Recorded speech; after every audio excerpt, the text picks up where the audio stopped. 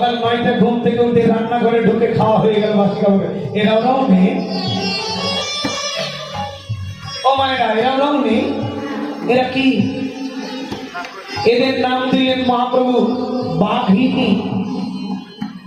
এদের নাম দিয়েছেন কি? যারা সকালবেলা, যে নারী ঘুম থেকে 9টায় উঠে,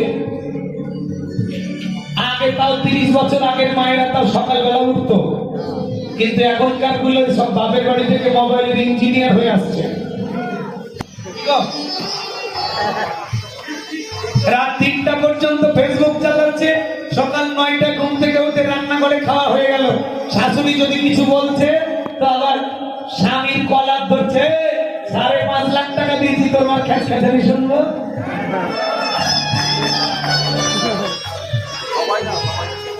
বিপদে পড়ে আছে শ্বশুর শাশুড়ি। এই সমস্ত নারী যদি সংসারে থাকে